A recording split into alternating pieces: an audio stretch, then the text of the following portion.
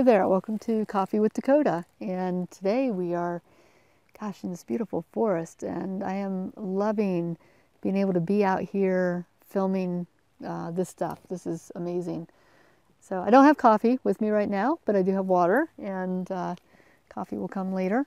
But this question is from Audrey, and Audrey says, I first want to thank you for taking the time to share this with us. I really enjoy them, so they are helpful and informative. Thank you. My question is, how do you know the messages are true messages from your spirit guides, or that they are from your own thoughts, feelings, or needs? Not sure how else to put this. I have done many of your journeys, and I have a very lovely spirit mentorship going on, but am not always sure about what messages I get. Audrey, that's a fantastic question, and part of the deciphering of your messages comes from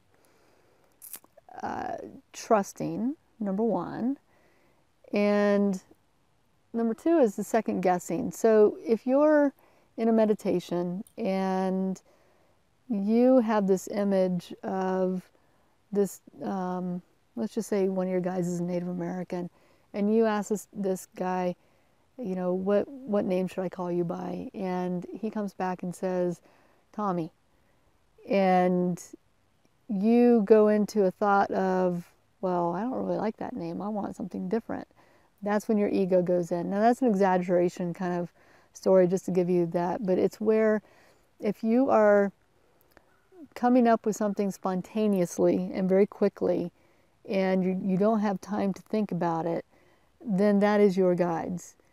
If you are second guessing yourself and trying to tweak it to make it fit a little bit better into more of a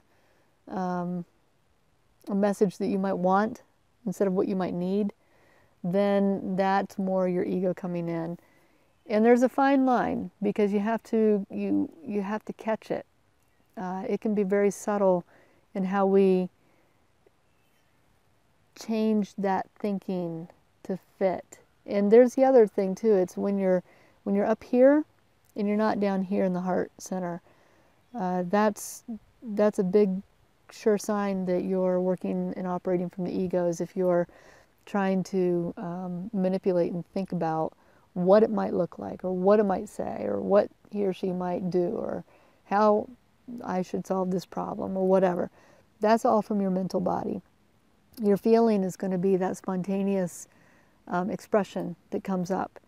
And so for me, you know, a lot of times when, not to get too personal, but when I'm taking a shower, I get the best messages, because it's very mundane. I mean, I'm in there. Water's a great conducer of energy and messages.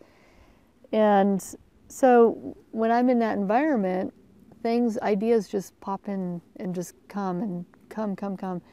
I always will, before I do a retreat, hey, stop it. I will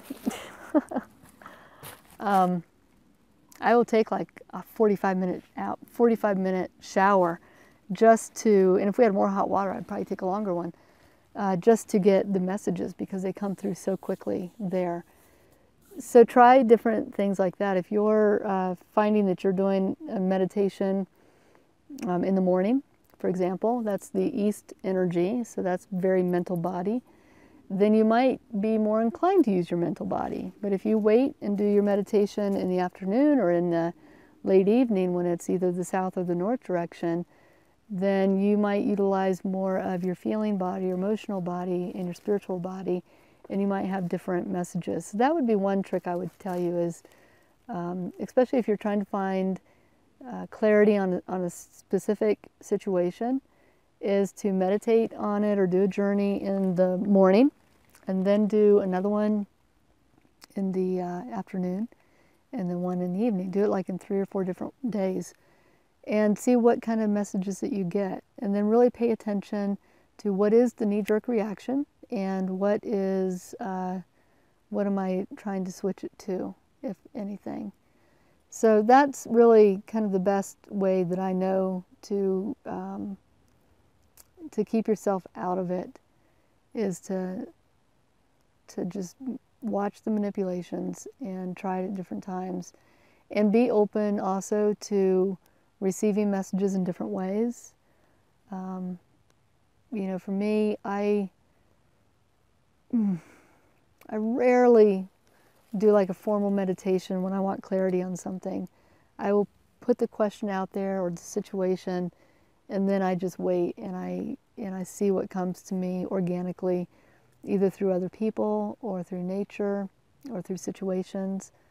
And I give it, like, you know, a course of a week or a month even to answer that. You're not going to always put something out there and then suddenly get this question answered like that. That very seldom happens. Our guides don't work on the same time frame that we do, so keep that in mind too. Okay, I hope that helps, and let me know. Okay.